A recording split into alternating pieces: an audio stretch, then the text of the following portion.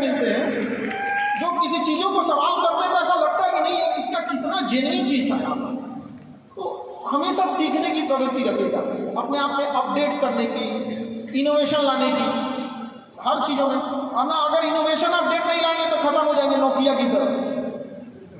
अब हर जगह अपडेशन चाहिए होता है।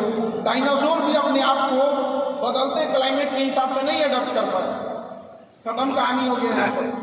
हम लोग एजुकेशन में भी जब हम लोग शुरू में पढ़ते थे तो शायद चौक से पढ़ाया जाता था, एक समय आया मार्कर हो गया, अब तो डिजिटल बोर्ड आ गया है।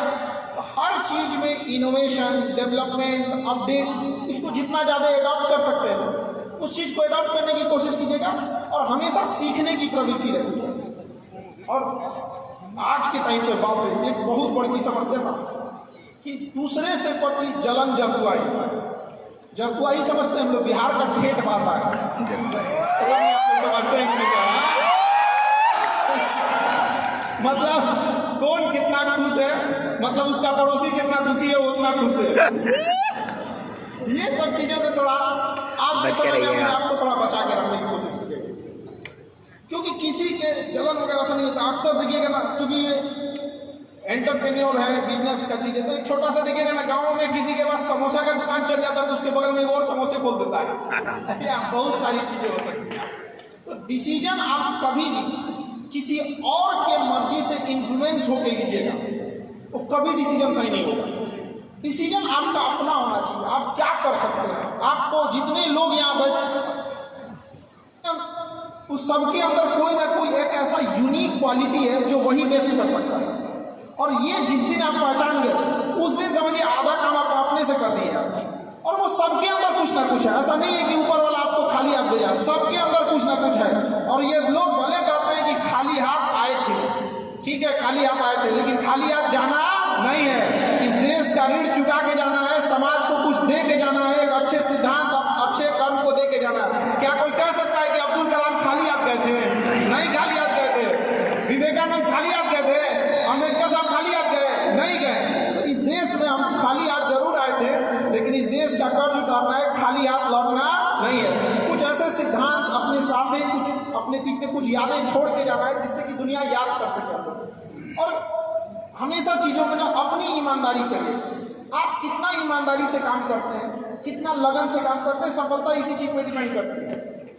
बाकी ऐसे चीज़ें कि भाई ये करना चाहिए, बस आप कितना समय दिए हैं किसी चीज़ को, कितनी ईमानदारी से किए हैं, ये मायने रखता है। आप किसी चीज़ को समय नहीं दीजिएगा कभी सफल नहीं हो सकते। और एंटरप्रेन्योर और बिजनेस ये सब की चीज़ों में एक चीज़ बहुत बड़ी डिलेमा होती है ना कि सोचते बड़ी ज़्यादा हैं, प्लानिंग बहुत करते हैं। 6 महीना से उसका प्लानिंग चल रहा है। अरे भाई 6 महीना में कमवा शुरू किए रहते तो कुछ एक्सपीरियंस हो गया रहता, कुछ ठोकरें लगी होती, शुरू कर दो चाहे जैसे करना है। यहाँ पर ऐसा थोड़ी हो सकता है कि एकदम फिनिश होकर काम करेगा। हर चीज़ जमीन से कभी पेड़ नहीं निकल सकता, पौधा ही निकलेगा।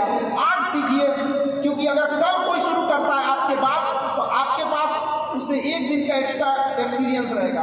और हमेशा याद रखिएगा, अकल बादाम खाने से नहीं ठोकर खाने से आती है। जितना ज़्यादा आप ठोकर खाएंगे उतनी ज़्यादा अकल आने वाली है। दुनिया का कोई इंसान जो सफल है कह दे कि हमको ठोकर नहीं लगा है, या कोई कह दे कि हम एक ही बार में आए हैं, कभी नहीं आ सकते हैं। आप स्टार्टिंग कीजिए, यहाँ पे ज़्यादा प्लानिंग के चक्कर में नहीं। कितना अच्छा आप प्लानिंग करके आइएगा ना कुछ चीज़ें गड़बड़ होगी, क्योंकि किताबी नॉलेज, ये मोटिवेशन, ये सब चीज़ें ये एक अलग चीज़ है। धरातल पे उतर के जाइएगा ना तो अलग चीज़ है यहाँ पर। और कभी बिहार में आके देखिएगा तो एकदम में अलग मिलेगा। खैर हमारे यहाँ तो हर चीज़ है भाई, पहाड़ काटने वाले लोग भी मिलेंगे आपको। तो ऐसा नहीं है कि आपके पास अभाव नहीं है, मतलब सबके पास कमों में कुछ ना कुछ चीज़ों की कमी है। लेकिन कितना बहाना बनाएंगे हम लोग, कितना रोएंगे कि भैया हमारे पास इस चीज़ की कमी है। दुनिया का कोई इंसान पूर्ण नहीं है, सबके पास कुछ कमी है। शायद जिसे हम कहते हैं कि ये बड़े लेवल का आदमी है, उसके पास बड़ा प्रॉब्लम है। छोटका के पास तो छोटे प्रॉब्लम है, बड़े के पास बड़ा प्रॉब्लम है। दुनिया का कोई आदमी जो नहीं है जिसके पास प्रॉब्लम नहीं है। और प्रॉब्लम का आना बहुत जरूरी है, क्योंकि आवश्यकता ही आविष्कार की जननी होती है। अगर आपके पास कमी नहीं रहेगा तो आप कुछ करिएगा ही नहीं, कोई भी चीज़ का।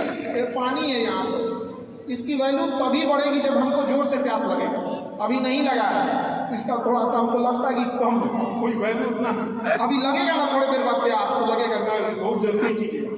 तो आपके अंदर वो भूख, वो प्यास रहना चाहिए। अमूमन आप देखिएगा कोई आदमी जो होते हैं तो उनके अंदर जैसे किसी को क्या बोलते हैं, पोजीशन लीडरशिप बोलते हैं, कि मतलब उसकी विरासत में मिल गई, दादा ने कोई बिजनेस खड़ा किया, पिता ने किया, जब उसको मिलता है तो उतने अच्छे से नहीं संभालता। कुछ लोग संभाल भी लेते हैं लेकिन कुछ लोग उतने अच्छे से भी नहीं संभाल पाते। तो कितना ठोकर लगा है ये बहुत मायने रखता है, क्योंकि ठोकर नहीं लगेगा ना, जिस पत्थर पे चोट नहीं पड़ती है कभी मूर्त नहीं बनता है।